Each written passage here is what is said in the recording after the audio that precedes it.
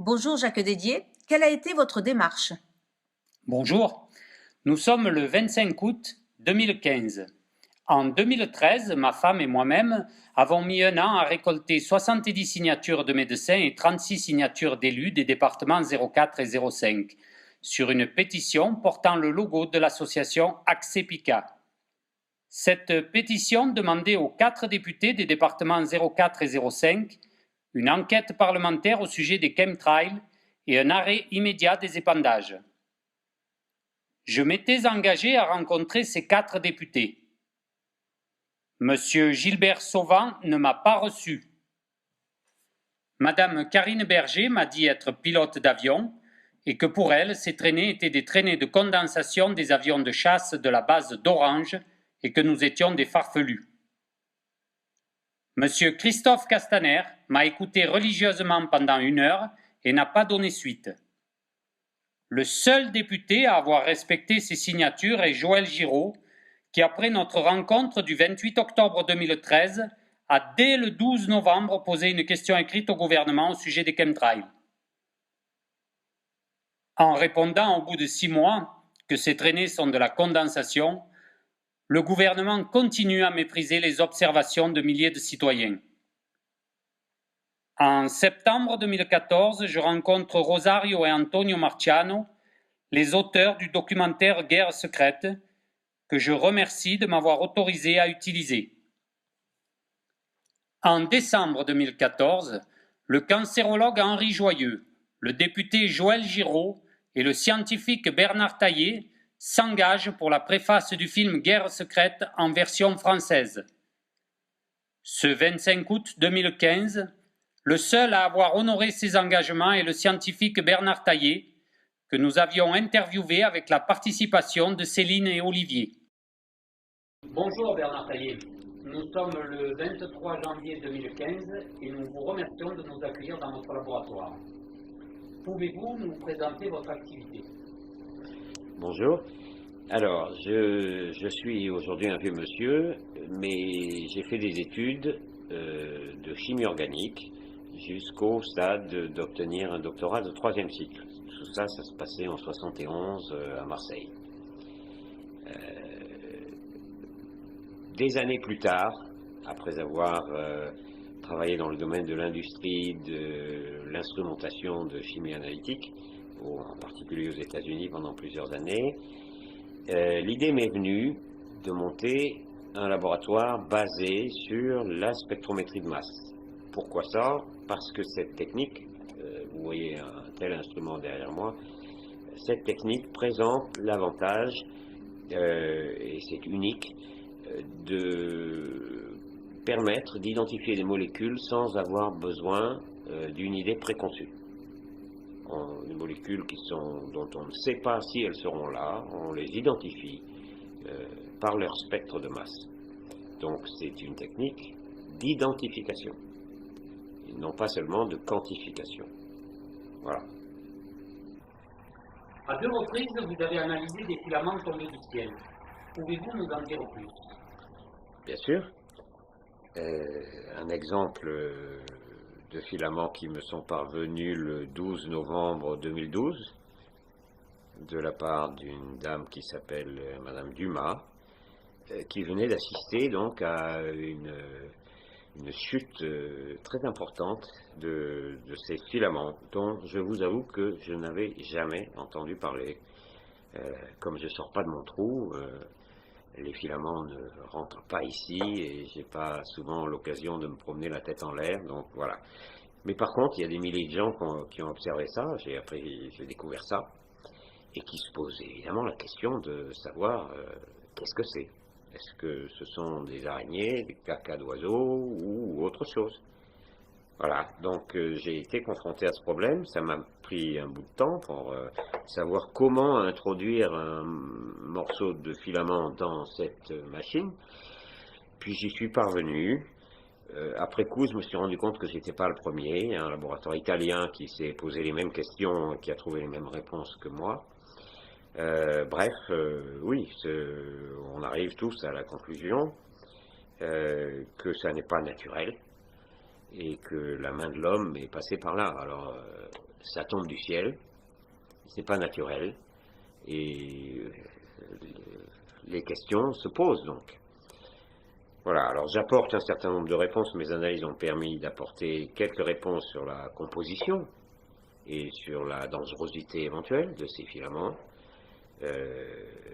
mais il faudrait que les laboratoires scientifiques dont c'est la fonction effectuent les recherches requises pour savoir d'où proviennent ces filaments. Est-ce que c'est une pollution induite par le simple trafic aérien, ou est-ce que c'est autre chose?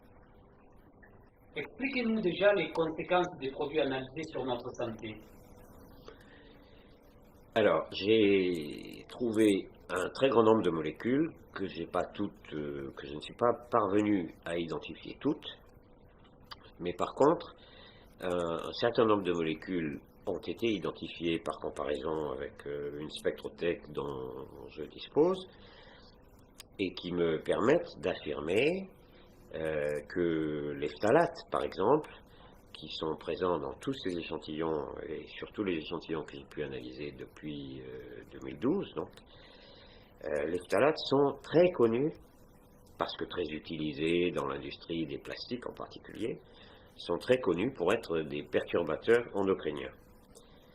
Perturbateurs endocriniens, ça veut dire que quand ils pénètrent dans les organismes vivants, ils dérèglent le fonctionnement des glandes qui régissent notre équilibre, l'équilibre qui fait qu'on ne devient pas obèse, ou l'équilibre les équilibres, les merveilleux équilibres qui régissent le corps humain. Et voilà, donc la seule présence de phtalates dont le rôle de perturbateur endocrinien n'est plus à démontrer maintenant, il est admis. La présence de phtalates dans ces filaments, en proportion importante, est alarmante, puisque ces filaments tombent sur le sol, que ainsi ils rentrent inévitablement dans la chaîne alimentaire, et qu'au bout, en haut de la chaîne alimentaire, il y a l'homme. Sans parler des vaches qui sont un peu plus bas, etc. Donc, ces filaments finissent sous une forme ou sous une autre dans notre organisme. Et comme on les observe sur le monde entier aujourd'hui, qu'il y a eu des dizaines de milliers de témoins, et que c'est seulement aujourd'hui, ou seulement depuis que ces deux laboratoires, donc l'italien et moi, qu'on est capable de dire que c'est alarmant, il faut que les autorités, entre guillemets, s'en préoccupent. Ça n'est plus l'affaire d'un petit laboratoire d'investigation, c'est l'affaire de laboratoires de recherche fondamentale qui nous renseignent sur l'innocuité et surtout l'origine de ces échantillons, de ces filaments. Le ministère de la Défense a répondu au maire de Saint-Martin-de-Crau que les carburants d'avions militaires ne contiennent pas de phtalates. Qu'en pensez-vous? Et je me souviens que le rapporteur de la commission d'enquête sur le naufrage de l'Erika s'appelait Jean-Yves Le Drian. Jean-Yves Le Drian était à l'époque maire de Lorient et président du conseil général du Morbihan, je crois. Enfin, peu importe. Il est devenu ministre de la Défense.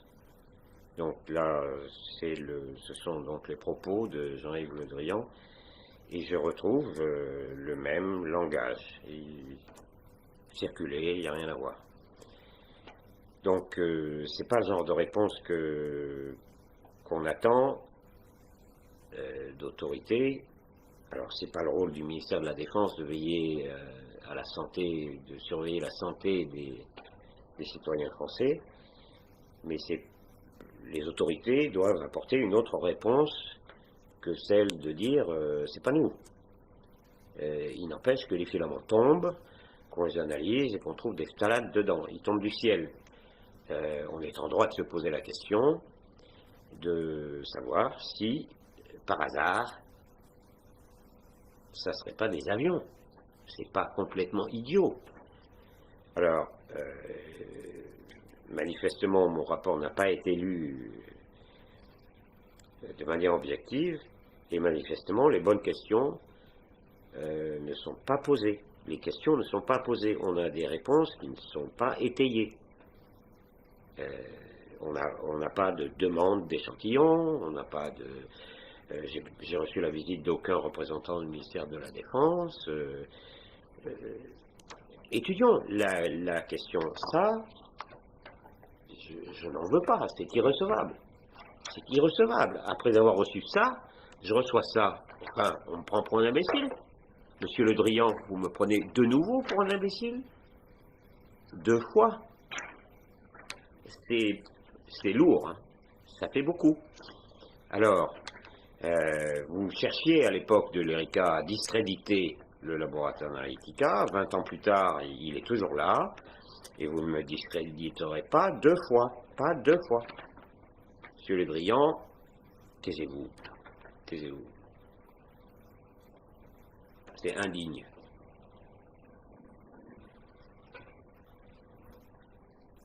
Vous avez visionné le film de l'équipe italienne de Rosario Marciano, Guerre secrète. Qu'en pensez-vous? Alors, en dépit des affirmations de Le Drian, je ne suis pas un charlatan. Peut-être que ce film le montre.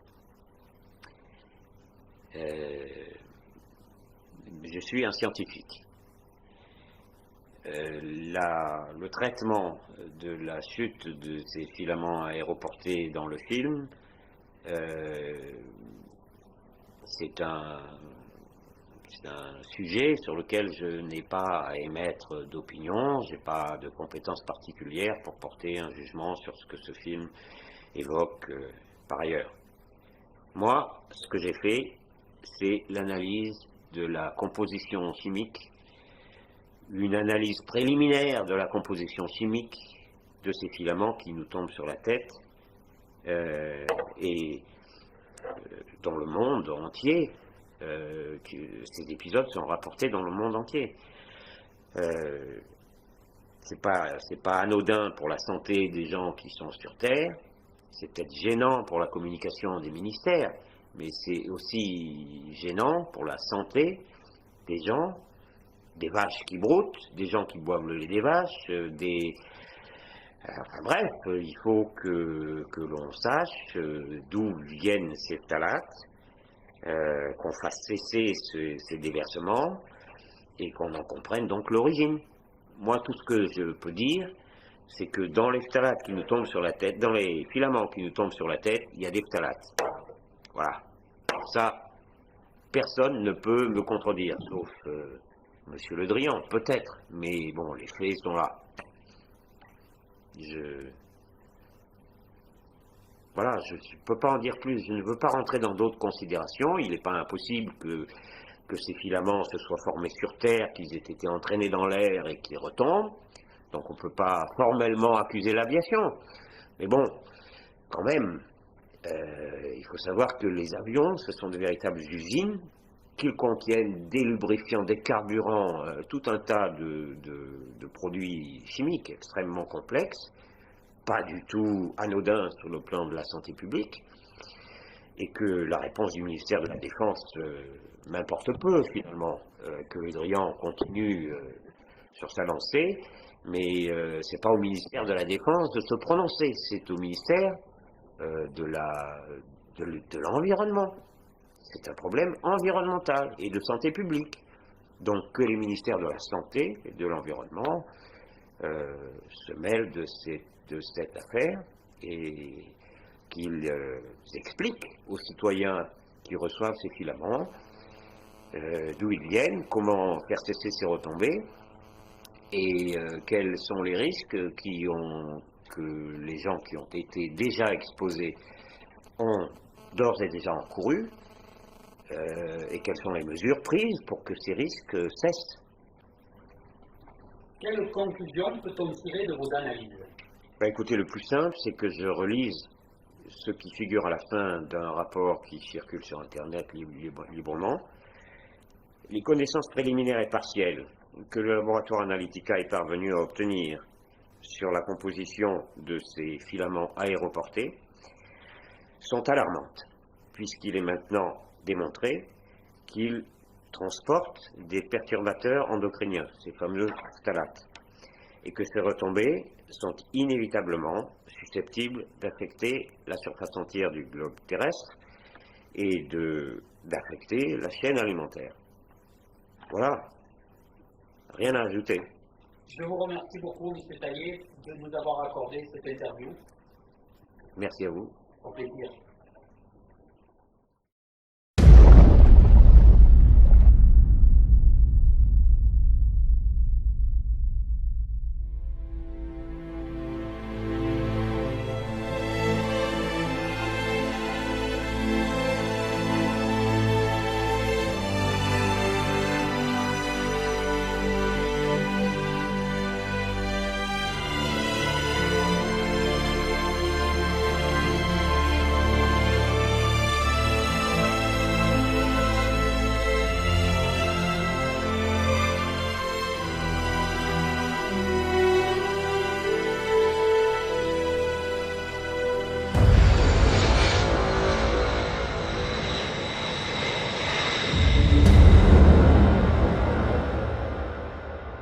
Ce que l'histoire enseigne devrait servir de référence.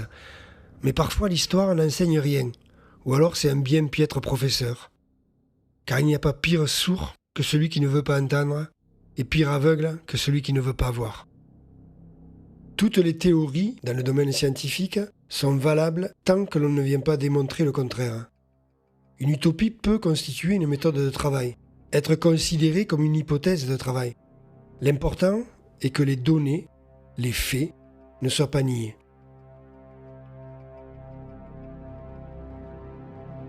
Galilée a démontré ce qu'il a démontré avec les retombées qu'il a dû supporter, on le sait.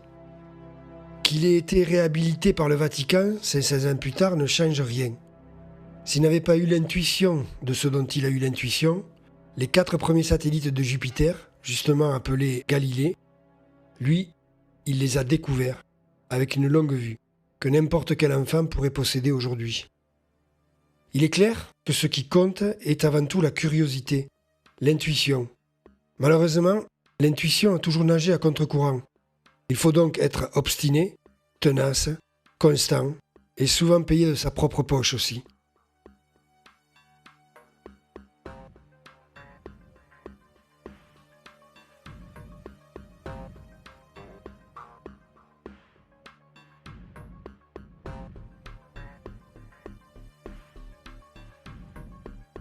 L'histoire de l'humanité est constellée de guerres et d'injustices en tout genre, perpétrées par des nations et des castes qui, par volonté de pouvoir, ont souvent déchaîné l'enfer et envahi d'autres pays, souvent avec l'aval des Nations Unies. Aujourd'hui, à l'inverse, les militaires et les gouvernements ont fait un saut de qualité en concrétisant un vieux désir: dominer les phénomènes naturels et utiliser ce pouvoir comme arme pour contrôler d'autres peuples et d'autres pays. Cette nouvelle technologie est maintenant visible dans notre ciel, connue sous le nom de chemtrails ou chemtrails, expression anglaise signifiant traînée chimique.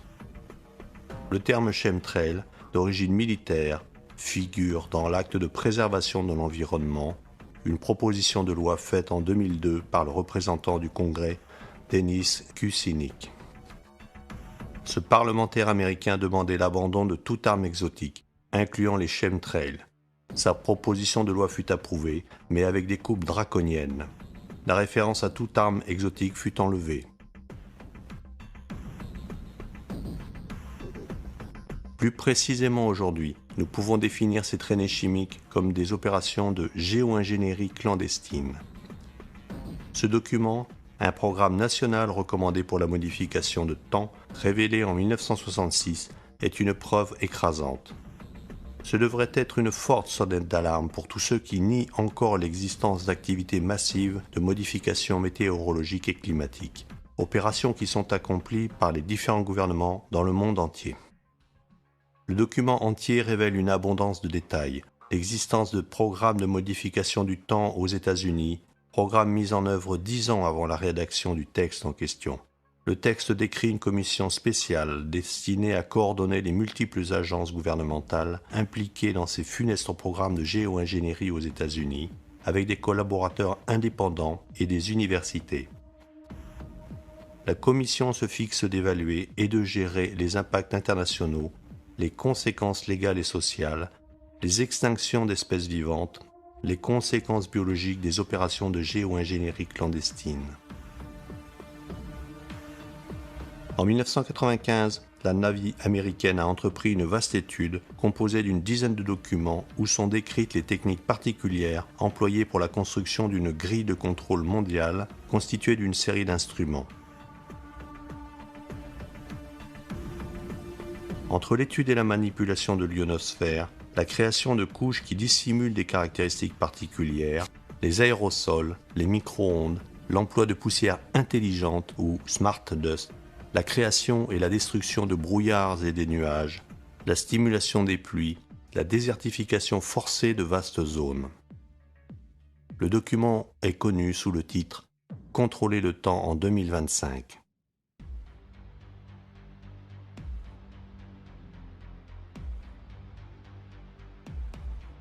On présente l'étude comme n'étant que théorique, mais à l'examen des diagrammes et images, on déduit que déjà en 1995, les opérations de contrôle du climat et du temps étaient dans une phase de réalisation avancée. En fait, notre ciel est rayé, opaque, blanchâtre, voilé, au moins depuis 1995. Il ne faut pas d'énormes compétences pour analyser et faire des calculs sur la différence entre les chemtrails et les traînées de condensation. Malheureusement, ces calculs ne sont pas accessibles à tout le monde, mais il y a des livres et des textes de météorologie, peut-être un peu vieux, qui expliquent bien que les traînées de condensation sont des phénomènes qui se rencontrent à haute altitude, à une température d'au moins -40 degrés et une humidité supérieure à 60%.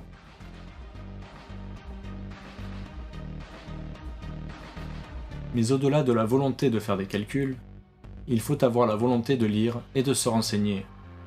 Il faudrait contrôler les données des radiosondes disponibles sur Internet qui permettent de vérifier l'humidité de l'atmosphère. On remarque que l'humidité de l'atmosphère à différentes hauteurs n'est pas suffisante pour justifier un phénomène de condensation. Naturellement, naissent des doutes.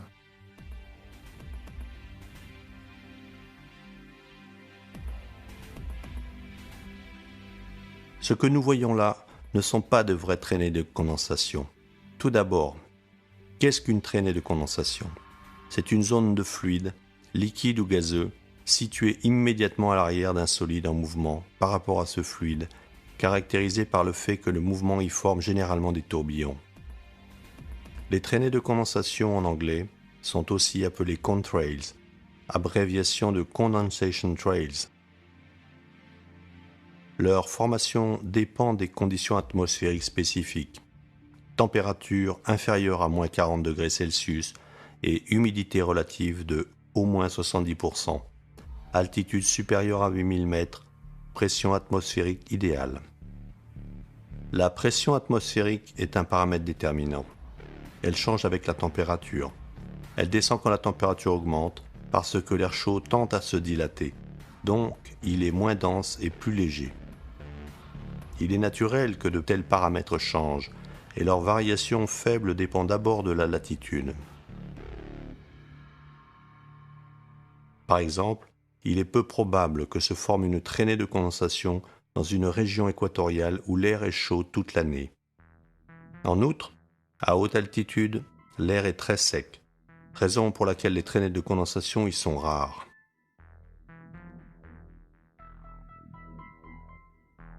Comment cela se passe ? Simplement en ajoutant des additifs particuliers au carburant aéronautique. L'œuvre de Christophe Colomb s'explique par ce qu'a indiqué Edward Teller en 1997. Je rappelle qu'Edward Teller est le créateur de la bombe H. Au congrès d'Erice en Sicile, sur les changements climatiques, Teller proposa l'utilisation de l'aviation civile à travers l'emploi de ces additifs particuliers au carburant. Ce ne sont pas des choses que je dis moi-même, mais elles furent dites par Edward Teller lui-même en 1997. Ces substances Ces éléments chimiques sont depuis lors dispersés grâce au survol à basse et moyenne altitude par des avions de ligne. Les avions dont on peut remarquer la traînée, plus ou moins longue, plus ou moins persistante, volent à basse ou très basse altitude, où il est impossible que la condensation puisse se former. Ceci est un fait démontré et irréfutable. Ces traînées non persistantes que nous observons pendant la journée dans un ciel libre de tout nuage, condition induite artificiellement obtenue par l'épandage d'éléments chimiques hygroscopiques qui empêchent la formation de cumulus par beau temps, ne sont pas le résultat de la condensation, mais le résultat de la combustion de carburant et additifs spéciaux. Cela provoque la formation de fausses traînées de condensation et la retombée de polymères sous forme de filaments qui ressemblent à des toiles d'araignée. Les traînées de condensation, de toute façon, sont un phénomène rarissime, à tel point que dans de vieilles et nobles encyclopédies, le terme traînée de condensation est absent. En réalité, ces filaments retrouvés en différentes parties de l'Italie sont énormes, non compatibles avec l'hypothèse d'une petite araignée migratrice. En réalité, ils ont été analysés et on a trouvé des composants qui se trouvent seulement dans les carburants, ce qui semble prouver l'origine de ces filaments.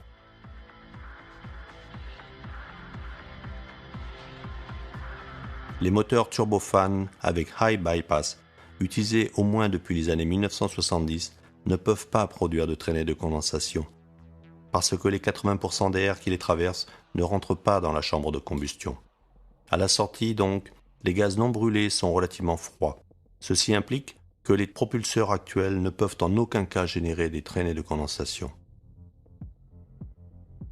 Les carburants contiennent des hydrocarbures non saturés, sujets à oxydation, qui entraînent une consommation de combustible, provoquent la formation de gomme, la formation de couleurs et un abaissement du nombre d'octanes. La polymérisation implique la formation de chaînes, d'où la chute de filaments.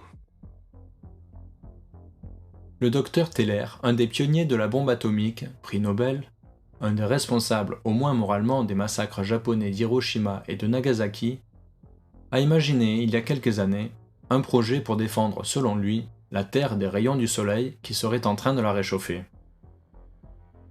Ce projet prévoit des avions pour diffuser des particules métalliques qui réfléchiraient ces rayons. Après M. Teller, d'autres scientifiques ont proposé des plans pour la géo-ingénierie. Les sulfures qu'ils veulent diffuser, les particules d'aluminium ou de barium, de toute façon les projets avancent, et divers organismes à la fois scientifiques et institutionnels liés aux gouvernements occidentaux ont fait des études sur ce thème.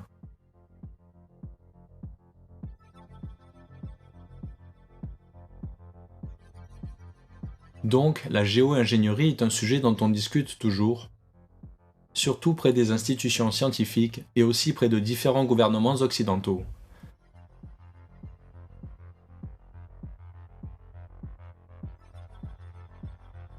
Ce qui semble s'observer dans notre ciel est la réalisation de cette proposition, mais en réalité, personne ne l'a jamais approuvée. Donc on est pratiquement face à une sorte de géo-ingénierie clandestine.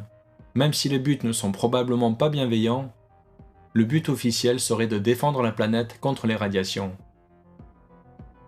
C'est tellement vrai que le Met Office, organisme de météorologie britannique, a publié des informations dans un article disant que le réchauffement climatique s'est arrêté il y a une quinzaine d'années et que nous serions dans une phase de stabilité.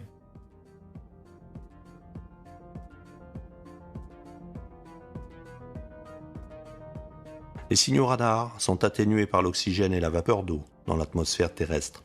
L'atténuation devient significative pour une fréquence supérieure à 10 GHz. L'affaiblissement sur une distance r peut être rapide sous la forme de E puissance moins r fois alpha, où alpha est le taux d'atténuation par unité de distance. Les précipitations dans l'atmosphère sous forme de pluie, de neige et de brouillard peuvent réduire significativement les signaux radars et ajouter ainsi du bruit de fond. Le barium, l'aluminium, le manganèse et autres éléments ne sont pas en soi des éléments normaux dans l'atmosphère. Les retombées naturelles sont les retombées météo, pluie, grêle, neige, brouillard et ainsi de suite.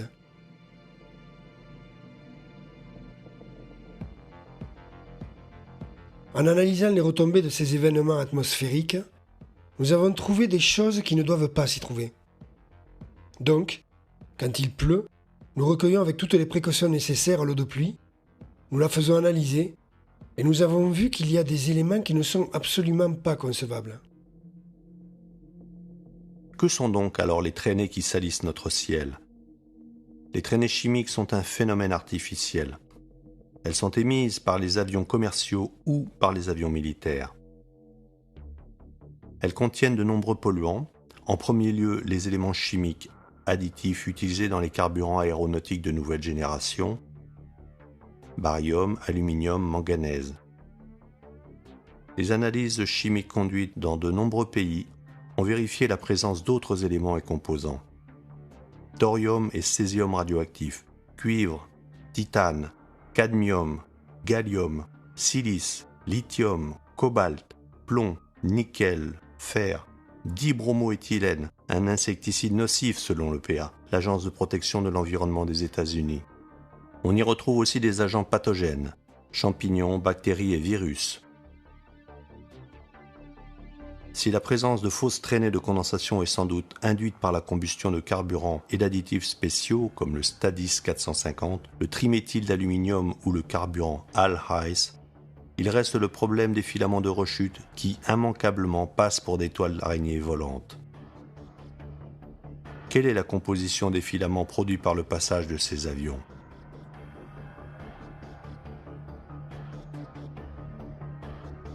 Ces produits, ces éléments entrés ou non en combustion, diffusés par les avions civils et militaires, retombent sur le sol très rapidement et s'identifient clairement dans les polymères, filaments de retombée, dus à la polymérisation du carburant expulsé des réacteurs des avions.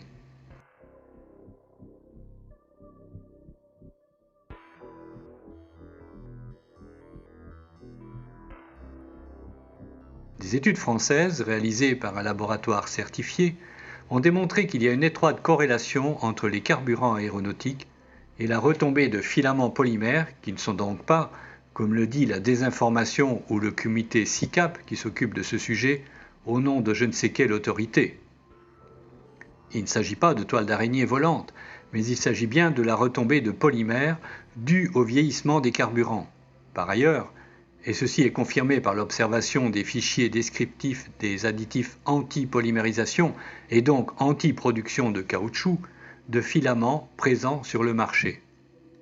Si nous allons sur les sites de référence des différents producteurs de carburants aéronautiques, nous trouvons des éléments, les noms, les publicités des additifs, on en trouve au moins une dizaine. Parmi eux, on trouve des additifs anti-polymérisation.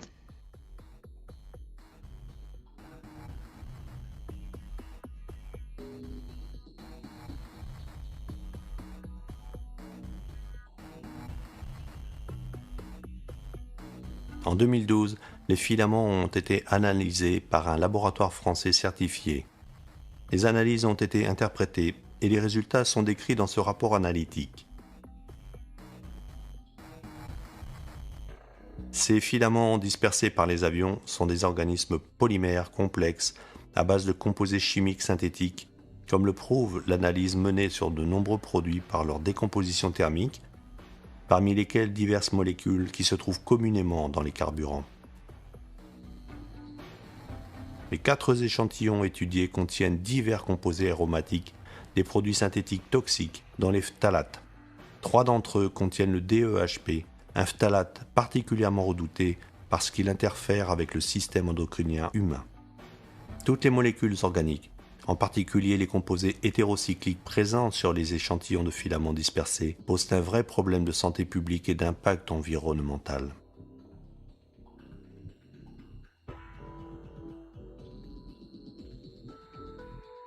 Au cours des dernières années, les avions qui dispersent des composés chimiques utilisent des substances qui persistent seulement quelques secondes et se comportent comme des fantomatiques traînées de condensation. Les traînées persistantes sont à présent utilisées plus rarement.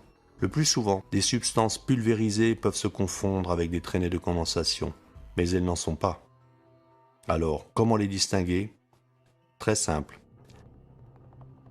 Le ciel paraît ouaté. Même s'ils essaient de lui garder une apparence azur pâle, à une distance d'à peine une centaine de mètres, et surtout on remarque autour du Soleil une brume dense. C'est le brouillard chimique qui retombe.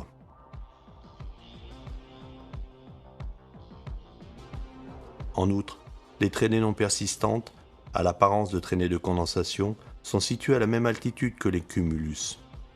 Clairement, il s'agit toujours de traînées chimiques. Par rapport aux hypothèses d'utilisation extrême des chemtrails pour refroidir la planète, outre le fait qu'il n'y a pas de preuve palpable que la planète est en train de se réchauffer, il y a le fait que l'on voit ces chemtrails la nuit. Et de nuit, que le ciel soit dégagé ou nuageux, cela empêche la Terre de refroidir.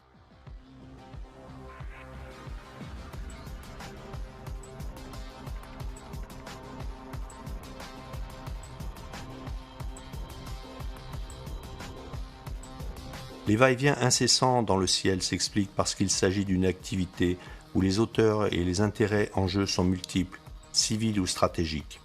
La motivation fondamentale est de transformer l'atmosphère pour faciliter les communications radio. Pensez toujours à la meilleure diffusion des satellites, des radars, des GPS, du Wi-Fi, des antennes relais. Les signaux radars sont atténués par l'oxygène et la vapeur d'eau dans l'atmosphère terrestre. L'atténuation devient significative à des fréquences supérieures à 10 GHz. En présence d'une atmosphère qui contient beaucoup d'eau et beaucoup d'humidité, les transmissions en bande Ka subissent des changements. Une diminution des signaux, une altération du signal nommée scattering, une sorte d'écho dans le signal qui empêche la transmission correcte des communications radio en bande Ka dans le rayon des micro-ondes. Il est évident que dans ce cas, la première nécessité est d'inhiber, d'empêcher la production, la création de nuages qui devraient normalement être engendrés par l'humidité atmosphérique et se développer ensuite en cumulonimbus, donc en perturbation.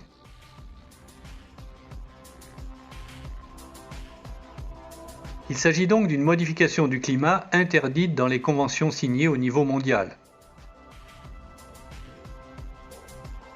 Mais c'est la pointe de l'iceberg, car en réalité, ce qui est en train de se passer n'est pas une guerre du climat visant à modifier le climat, mais une guerre du climat ayant un effet collatéral acceptable pour tous ceux qui ont des intérêts dans ces opérations.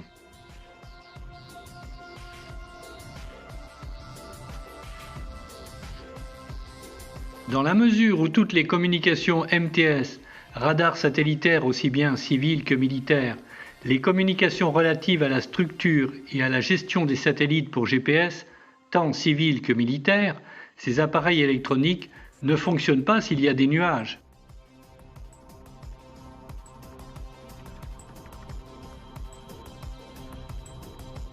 Les précipitations dans l'atmosphère, sous forme de pluie, de neige ou de brouillard, peuvent réduire significativement les signaux radars et contribuer au bruit de fond. En général, plus la fréquence du radar est élevée, plus l'atténuation est grande. Le taux d'atténuation, en cas de légère pluie ou par temps de brouillard, est de environ 0,1 décibel par kilomètre pour un signal radar à 10 GHz. Par conséquent, le signal sera réduit de 10 décibels après avoir parcouru 100 km sous une pluie modérée ou par un brouillard dense. Nous savons que les techniques visant à faire tomber les précipitations ne sont qu'une feuille de vigne pour cacher la géo-ingénierie illégale. Les ensemencements de nuages destinés à favoriser les pluies sont relativement répandus dans les années 70, surtout aux États-Unis, en Israël et en Italie. Souvent, ce type d'ensemencement est encore pratiqué aujourd'hui, mais de manière marginale. Il a été mené en prélude aux autres interventions à objectifs très divers, ou plutôt opposés. Il a servi de cheval de Troie pour introduire de manière abusive les opérations hygroscopiques. Le terme hygroscopique vient du grec et signifie littéralement « qui capture l'humidité ». Les traînées hygroscopiques sont à la base des dessicateurs tels que gel du silicium, triméthyle d'aluminium, lithium, carbonate de calcium, composé de barium, etc., qui réagissent avec l'eau présente dans l'atmosphère.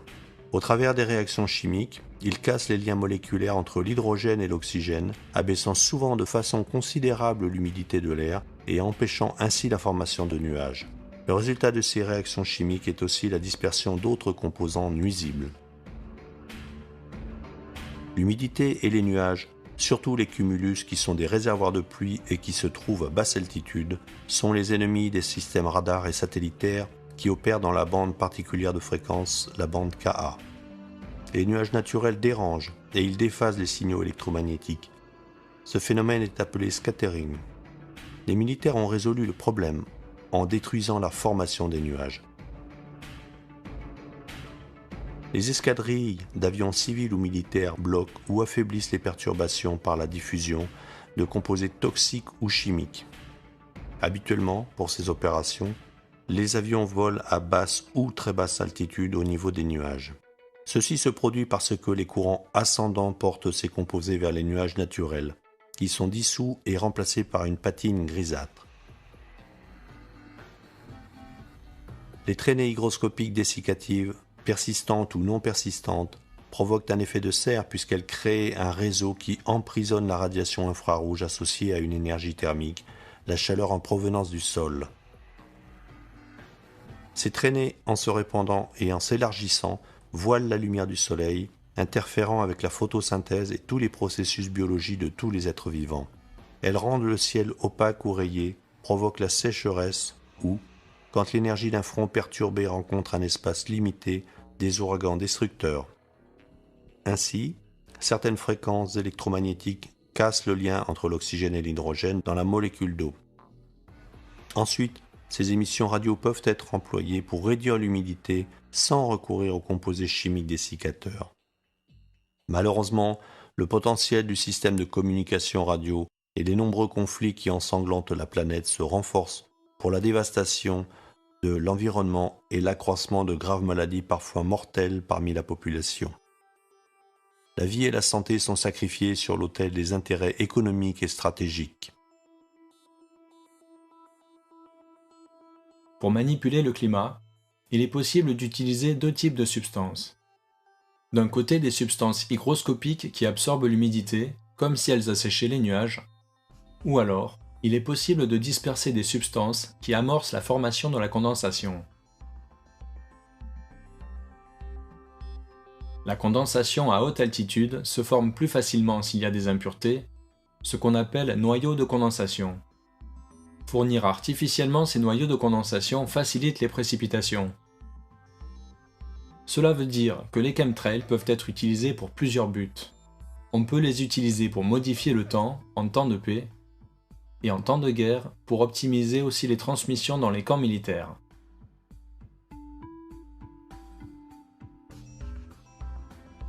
Ils peuvent être utilisés également pour la gestion des radars avec effet tridimensionnel. Ils peuvent aussi être utilisés, ce que nous suspectons, pour des projets cachés de manipulation mentale. Mais dans ce cas, il n'y a pas que les chemtrails. Il y a des brevets pour utiliser les vidéos des ordinateurs, mais surtout les nouveaux écrans de la télé digitale pour émettre des signaux particuliers qui servent à la manipulation mentale.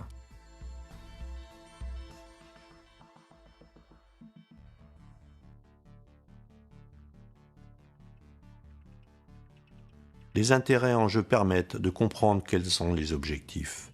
La finalité principale est la création d'une atmosphère adaptée aux exigences des militaires et civils dans le champ des communications radio. Souvent, un tel objectif est associé au contrôle du temps et du climat. Pour cette raison, on parle de guerre climatique. Contrôler les phénomènes atmosphériques signifie dominer l'économie, contrôler les ressources.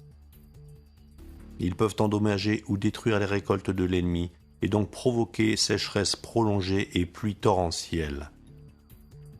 Depuis les années 1960, les États-Unis et la Russie jouent avec le climat et la nature. Les États-Unis, pendant la guerre du Vietnam, utilisèrent l'agent orange pour inonder par de pluies torrentielles les pistes des Viet Cong. Les Soviétiques, pour éviter que les radiations de Tchernobyl ne se répandent sur la Russie, firent décharger la pluie radioactive sur l'Ukraine en utilisant des escadrilles d'avions. En l'espace d'une décennie, le climat terrestre est devenu un ensemble chaotique de phénomènes artificiels. Les perturbations sont affaiblies, développées ou déviées, les courants marins sont détournés, les températures connaissent de terribles bonds. La planète a été transformée en un théâtre de guerre climatique aux manifestations souvent extrêmes. Ouragans, énormes tempêtes de neige, carences chroniques en pluie. Aujourd'hui, des États, comme la Chine ou la Thaïlande, disposent d'organismes consacrés à la modification météorologique. Malheureusement, qui jouent avec le feu risque de s'y brûler. Ainsi, empêcher la pluie dans un espace, à l'occasion d'un événement sportif ou politique, signifie générer des déséquilibres qui ensuite se traduiront en inondations ou autres désastres. La géo-ingénierie clandestine, née dans les années 1960 dans le domaine stratégique, est vite devenue une source de profit astronomique pour les industries pharmaceutiques, chimiques, agroalimentaires ainsi que pour les compagnies aériennes. Dans le système financier néolibéral de la planète, il est difficile de trouver quelques sociétés qui ne tirent d'immenses avantages de l'activité de la géo-ingénierie illégale. Suivons la piste de l'argent. Les multinationales agroalimentaires réussissent à imposer des semences transgéniques qui poussent dans les régions affligées par la sécheresse où le sol est contaminé par l'aluminium. Imaginons quels immenses profits ils en tirent, spéculant sur les marchés financiers, en particulier en achetant et vendant les actions des multinationales agroalimentaires et chimiques. Alors que la production subit des oscillations imprévues, beaucoup en bourse s'enrichissent de manière incroyable. Prévoir et conditionner le cours des titres est le moyen de réaliser des gains exorbitants. La géo-ingénierie illégale est un gigantesque gâteau dont la valeur est astronomique. Après que l'ouragan Katrina ait dévasté la Louisiane, des adjudications furent assignées aux millionnaires liés à l'entourage de Bush Jr. pour la reconstruction d'usines. Les couvertures chimiques et les champs électromagnétiques sont en train d'ouvrir la voie à des gisements jusqu'alors inaccessibles. La Russie, la Norvège, les États-Unis sont impatients de mettre la main sur le pétrole et le gaz naturel de l'Arctique. Avec l'alibi des changements climatiques, faussement attribués aux émissions de dioxyde de carbone dans l'atmosphère, de nouvelles taxes sont introduites pour augmenter le rendement fiscal. Ils ont inventé la taxe carbone pour soutirer de l'argent aux entreprises et aux citoyens. Les armes climatiques sont aussi cela, une affaire lucrative qui garantit des recettes exorbitantes aux profiteurs, usuriers, compagnies aériennes, multinationales du médicament, laboratoires de recherche, industries de la guerre, centres universitaires, désinformateurs. Ensuite, au-delà des objectifs militaires, aveuglement des radars ennemis, carte électromagnétique du territoire par la dispersion de barium toxique, la géo-ingénierie se révèle un dispositif polyvalent, adapté à une multiplicité de buts et facile à utiliser. Grâce à l'implication totale des compagnies aériennes, comme en témoigne l'exemple du savant Edward Teller, qui suggéra d'employer des avions civils pour répandre des nanoparticules d'aluminium et de verre dans l'atmosphère, avec l'excuse de réduire le réchauffement mondial. Les conséquences de la géo-ingénierie clandestine sur les écosystèmes sont imposantes. L'air que nous respirons, l'eau que nous buvons, le sol où nous cultivons les plantes sont contaminés. La sécheresse ne détruit pas seulement les récoltes, mais endommage les forêts de façon irréparable. Les phénomènes climatiques extrêmes soumettent la végétation et la faune à un stress épouvantable. Les équilibres naturels sont quasiment compromis. Des pluies torrentielles sont provoquées par la dispersion de bactéries comme l'Escherichia coli ou la Pseudomonas syringae. Ce sont des pathogènes qui, par leurs caractéristiques, sont adaptés pour servir de noyau de condensation aux précipitations. Ensuite, elles ont un effet meurtrier. Elles rendent le terrain friable, déstabilisent les sols, causent éboulements et glissements. Des analyses ont été faites par beaucoup de personnes, des citoyens effrayés de voir toutes ces traînées dans le ciel, parfois qui vont jusqu'à cacher le soleil. Beaucoup ont fait analyser l'eau ou la neige tombée. Beaucoup ont fait analyser des cheveux pour y voir des métaux lourds, ou des analyses de sang aussi pour voir des métaux lourds. Et les résultats ont été impressionnants. De grosses quantités d'aluminium et de barium dans l'eau et la neige, et dans le corps des personnes qui ont fait faire des analyses de cheveux et de sang.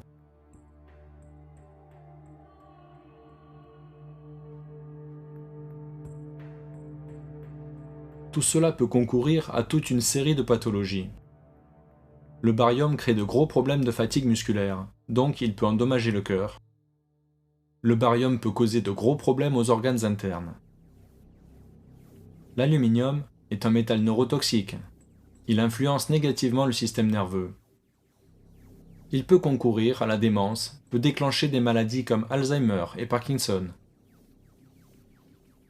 Les écosystèmes terrestres sont en train de céder lentement. Le Rhizobacterium, un organisme utile, disparaît à cause du barium et de l'aluminium.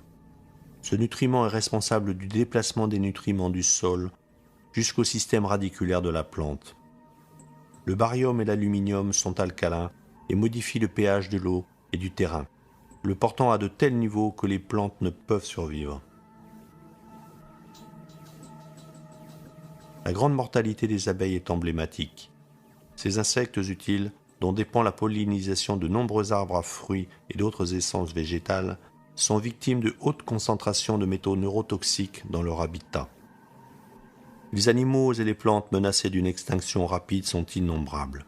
Des chauves-souris à beaucoup d'espèces de la faune, des amphibiens aux hyménoptères, des châtaigniers aux séquoias.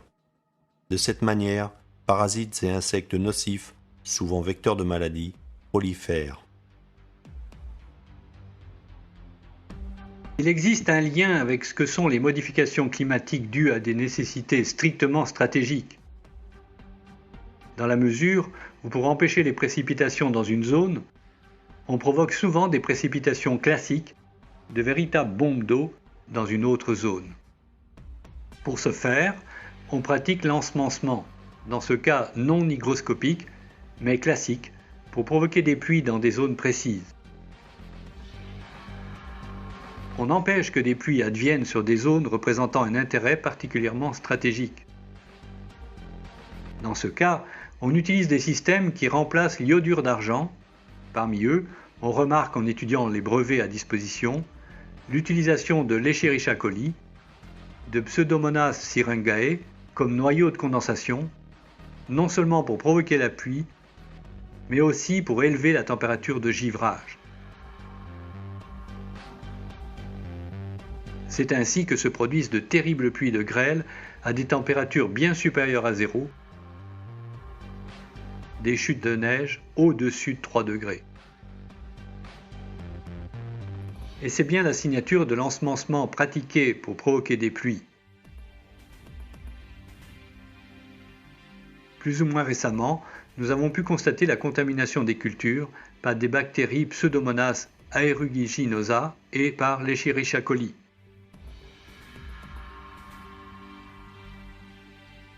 La géo-ingénierie marine, dans laquelle on répand surtout du fer, met en péril la flore et la faune des océans, déjà décimés par les déchargements de déchets radioactifs produits dans les centrales nucléaires. Les cétacés, souvent objets d'une chasse aveugle, échouent sur les plages à cause des émissions électromagnétiques à très basse fréquence utilisées dans les communications entre sous-marins et entre les sous-marins et les bases à terre. Par ailleurs, le scientifique Mark Burda, malheureusement disparu prématurément en 1999, avait déjà dénoncé à l'époque, en effectuant des études épidémiologiques et des analyses sur le terrain, ainsi que dans les eaux de pluie en Europe, y compris la Sardaigne, l'Italie, la Grande-Bretagne, la France et l'Allemagne, Mark Burda avait dénoncé la présence de barium.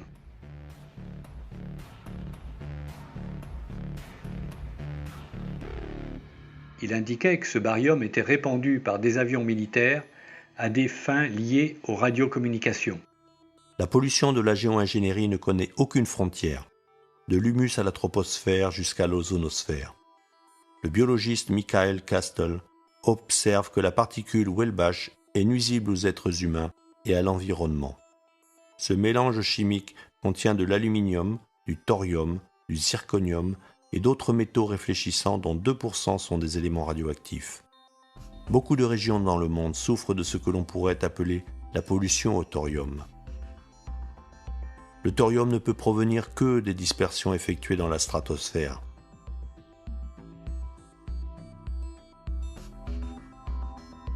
Si nous analysons un terrain exposé en plein air, nous trouvons des taux importants de barium et d'aluminium. Et si nous analysons un terrain couvert dans une serre, nous ne trouvons pas la même quantité d'éléments extrêmement nuisibles et dangereux, non seulement pour le système neurobiologique humain, mais aussi pour le terrain, tels que l'aluminium et le barium. Les plantes soumises à un pareil bombardement poussent et se développent très difficilement et sont attaquées plus facilement par les parasites. Le barium et l'aluminium sont des éléments électroconducteurs et la première retombée, la principale retombée, est le dioxyde de soufre, résultat en grand pourcentage de la combustion des carburants aéronautiques.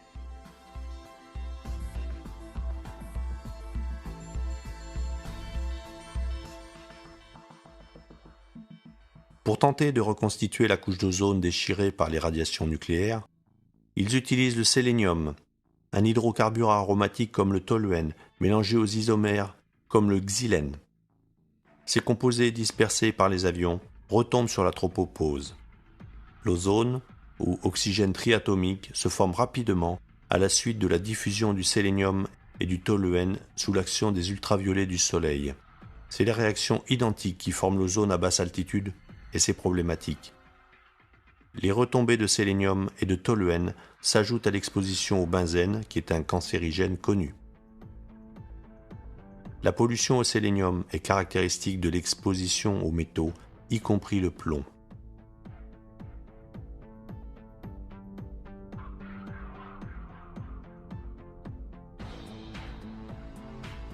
La maladie d'Alzheimer, d'après les données de l'OMS, a plus que doublé ces 10 dernières années. Et surtout, on a constaté que l'incidence de la maladie touche une population à un âge beaucoup plus jeune. L'Alzheimer était autrefois considéré comme la maladie des personnes âgées, qui ne comprennent plus rien, qui oublient les choses. C'est une maladie que l'on s'attendait à voir apparaître autour de 70 ans environ. Même s'il est vrai qu'aujourd'hui la vie s'est allongée, mais que des personnes tombent malades d'Alzheimer et en meurent autour de 45 ans, cela indique, selon moi, qu'il y a quelque chose qui ne va pas. Quelqu'un par ailleurs assez diplômé, à l'intérieur d'une compagnie low cost, a eu la bonne idée et l'intuition, et il y a une bonne raison pour cela, de faire des prélèvements à l'intérieur d'une cabine. Bien sûr, ces substances sont expulsées à l'extérieur. Mais il est tout aussi vrai que l'avion qui suit derrière se prend la traînée que l'avion devant a répandue. Et de toute façon, il y a toujours un peu de contamination. Nous avons donc pu constater qu'effectivement, à l'intérieur de la cabine des passagers, il y avait ces substances. Barium, aluminium, cadmium. Malheureusement, les substances chimiques répandues par l'usage seul des carburants aéronautiques se comptent par dizaines, toutes extrêmement toxiques.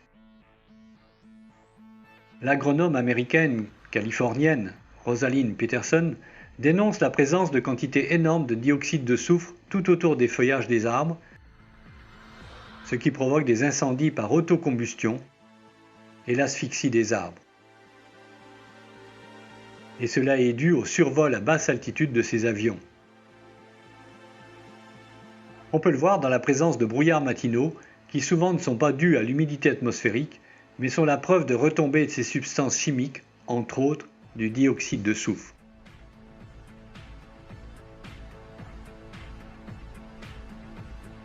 Ce dioxyde de soufre crée des brouillards en présence de l'humidité atmosphérique, donc de gouttes d'eau. Ce dioxyde produit de l'acide sulfurique qui ne laisse aucun doute dans la présence de ces brouillards.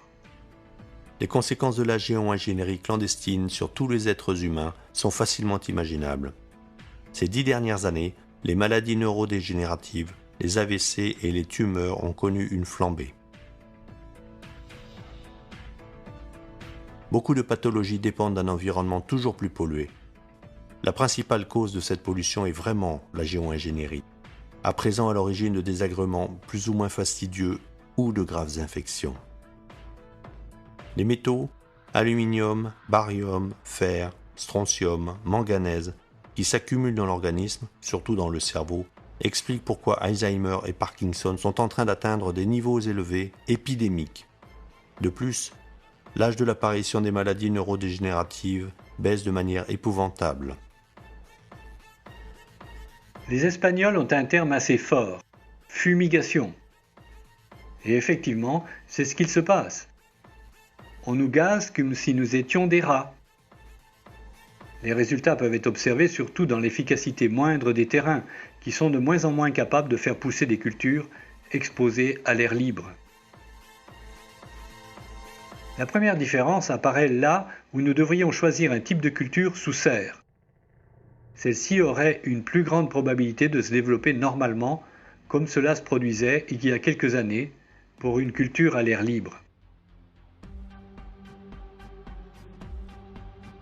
Les polluants dispersés par les avions civils ou militaires s'ajoutent aux nombreuses substances nuisibles pour la santé, substances que l'on retrouve partout, dans les aliments, les cosmétiques, les carburants automobiles, les produits d'entretien pour la maison. On ajoute ainsi des risques à une population dont le système immunitaire est déjà perturbé, le style de vie incorrect, dans le stress et l'alimentation déséquilibrée. Il faut aussi ajouter le problème de la pollution électromagnétique. Les champs électromagnétiques qui agissent en synergie avec les métaux électroconducteurs interviennent dans toute une gamme de symptômes et de maladies. Démangeaisons, irritations, allergies, troubles du sommeil, anxiété, céphalée, migraine, syndrome dépressif, crampes, douleurs musculaires, arythmies, perturbations de la pression artérielle, AVC, réduction de la synthèse de mélatonine, altération du nombre de globules blancs, avortement spontané. Il suffit d'un examen de sang et d'une analyse de cheveux pour se rendre compte des doses industrielles de métaux qui se concentrent dans notre organisme.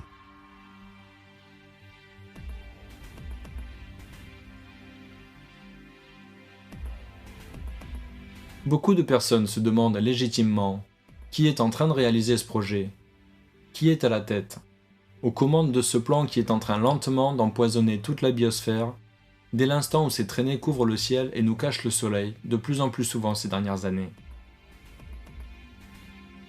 On les voit dans tous les pays du monde, même en Russie, en Chine, même dans certains pays d'Afrique où il fait une chaleur torride, et où une traînée de condensation serait hautement improbable. Certainement, à ce que l'on a pu comprendre, les appareils militaires sont impliqués, mais toutes les institutions sont concernées et à tous les niveaux.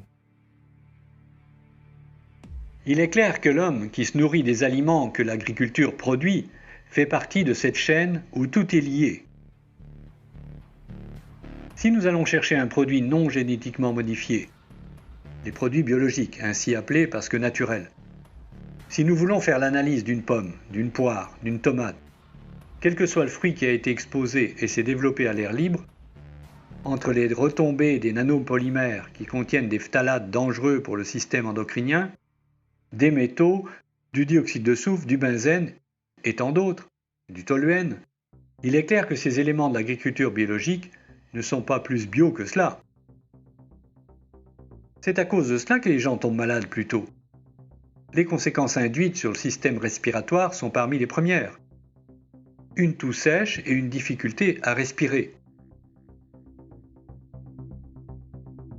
Et ce n'est pas un hasard si dernièrement, dans les prévisions météo gérées par l'aéronautique militaire italienne, on voit apparaître les prévisions sur les allergènes tel ou tel jour. On essaie ainsi de justifier l'augmentation des allergies, des crises respiratoires par la présence de pollen. Certes, il y a une part de vérité, mais il faut remarquer que les pollinoses, ces allergies dues à la présence de pollen, deviennent de plus en plus lourdes à supporter pour les organismes. Dans la mesure où la présence de nanoparticules mesurées et confirmées au moyen d'instruments adaptés rend encore plus agressifs les pollens inhalés en même temps que ces nanoparticules.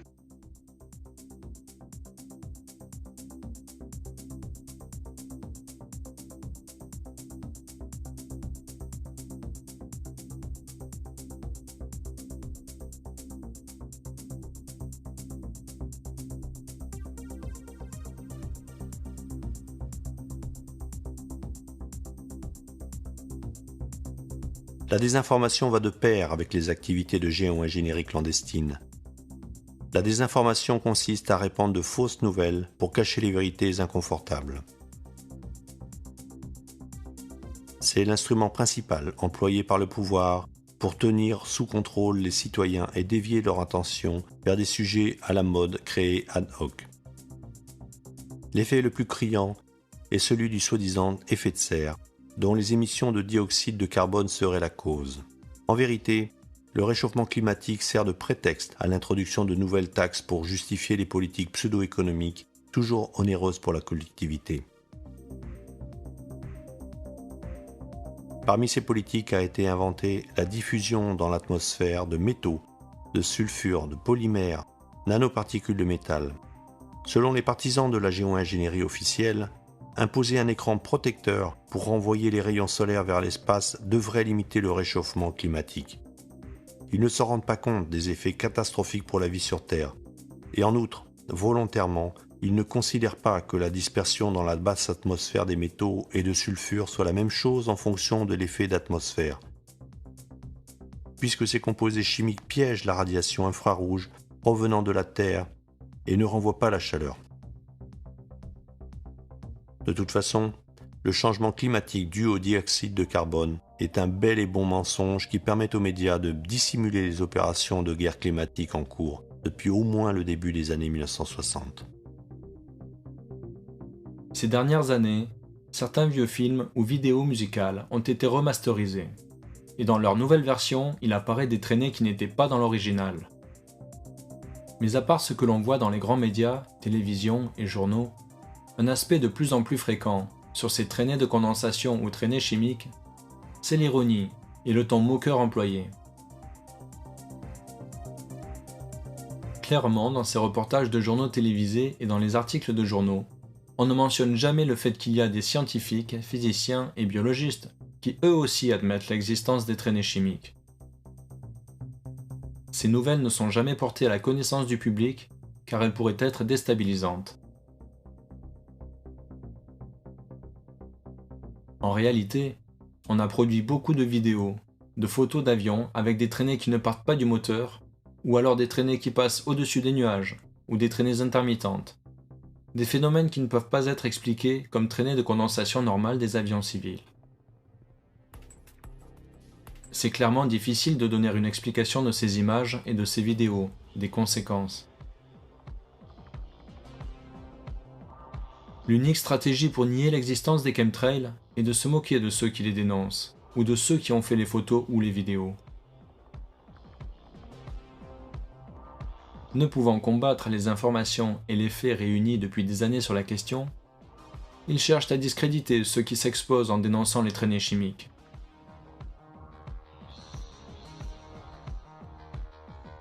La désinformation coïncide avec la position des médias grand public qui, sans exception, ignorent la géo-ingénierie abusive. Quand ils la mentionnent, c'est uniquement pour la considérer comme une légende urbaine, pour traiter les militants et les citoyens inquiets de visionnaires, de paranoïaques. Ils ont accusé de visionnaires et paranoïaques les militants et citoyens qui dénonçaient les risques sanitaires de l'industrie de l'amiante à Casale et Monferrato. Quelques décennies plus tard, les magistrats ont reconnu que de nombreux décès parmi les ouvriers et les habitants de Casale provenaient de l'exposition aux microfibres d'amiante. Des condamnations exemplaires ont été infligées, même si beaucoup de crimes étaient prescrits. La géo-ingénierie illégale est une pollution comme celle de l'amiante, mais multipliée par 10 000 et étendue à presque toute la planète. La désinformation est synonyme de silence coupable, de propagande et d'acharnement.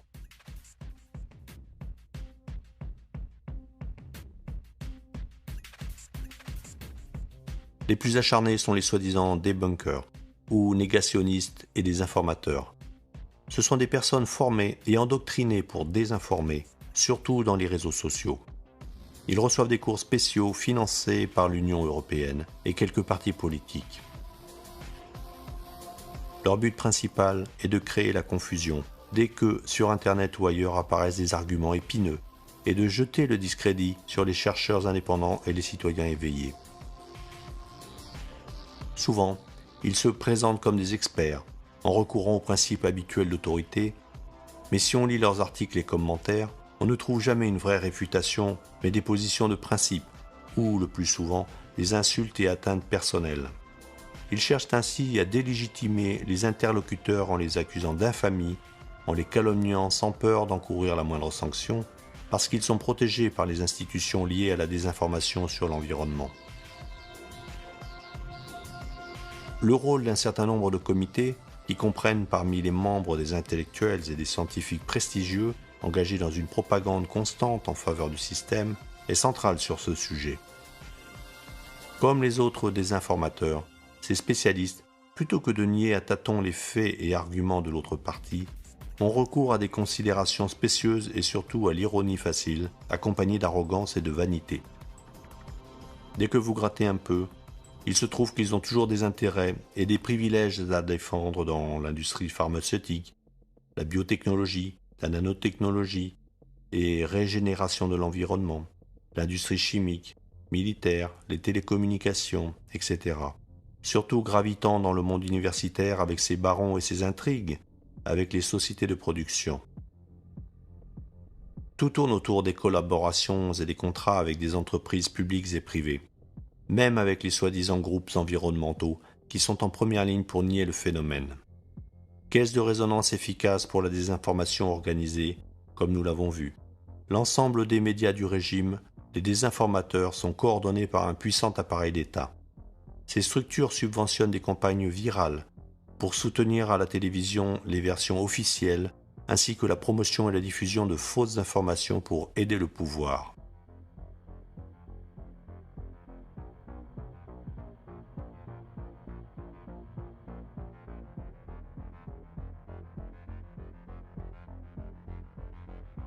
Quels sont les défis à relever? Comment pouvons-nous agir?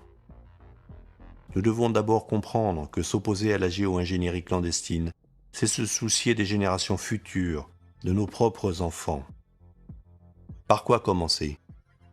Si nous ne parvenons pas à arrêter ces opérations, nous pouvons nous attendre à des conditions météorologiques extrêmes avec tous les dégâts qu'elles engendrent. Nous pouvons nous attendre à une augmentation exponentielle des maladies. De nombreux exemples montrent qu'il est illusoire de trop faire confiance à des institutions inefficaces.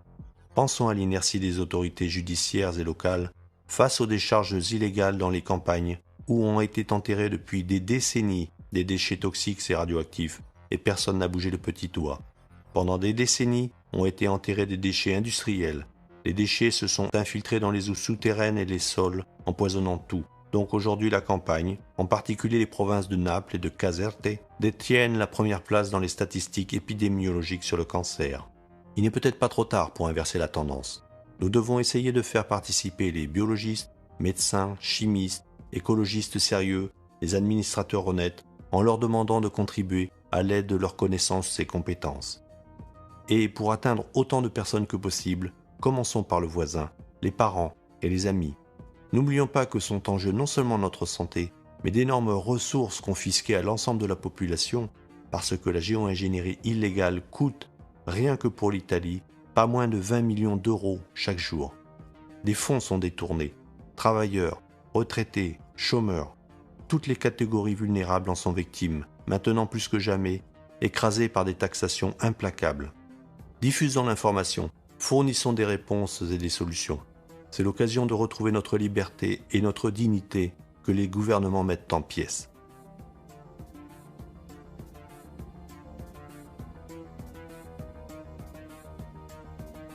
Les gens qui s'aperçoivent de ce phénomène, de ce qui est en train de se passer dans le ciel, c'est hautement inquiétant. Ils voient que sur les vieilles photos qui datent de 20 à 30 ans, les traînées étaient complètement absentes. Ils commencent à se demander: que peut-on faire pour arrêter ce phénomène? Déclaration de Dane Wigginton. Les réacteurs ne produisent pas de traînées, sauf dans de rares circonstances. Et en tout cas, les avions qui pourraient générer une brève et fugace traînée sont trop élevés pour être vus du sol. En fait, la plupart des gens ne verront jamais une véritable traînée de condensation de toute leur vie. De nombreux observateurs du ciel et de pilotes de lignes aériennes ont décidé d'exprimer leur indignation face à la désinformation flagrante qui cache la géo-ingénierie illégale.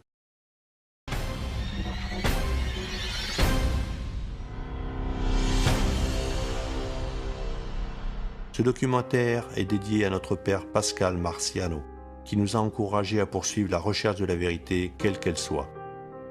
Un merci spécial à toutes et tous les militants qui ont contribué à la réalisation de ce documentaire.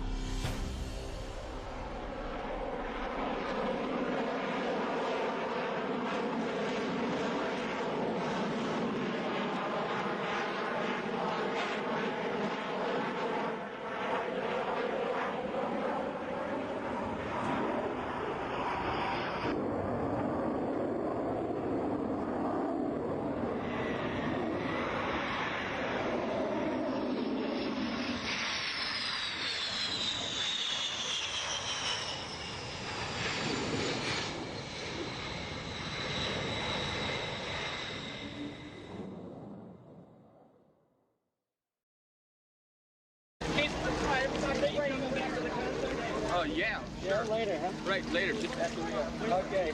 The real rock. I got something to say. I want to know how come the fascist pigs have been seeding the clouds. Right. For the last hour and a half. Airplanes going over twice with all the smoke coming out of them seeding the clouds. And I want to know, why that stuff is going down, man. And why doesn't the media report that stuff to the people, man? I'm telling you what happened. The planes come over for an hour and a half and they seeded all the clouds. It's the second time they did that. People of unknown origin were seeding the clouds over the I don't know what they hope to prove, man. What's going on here? Well, I don't think. Oh yeah. Oh yeah. I see what's coming up here and I'm almost blocked away.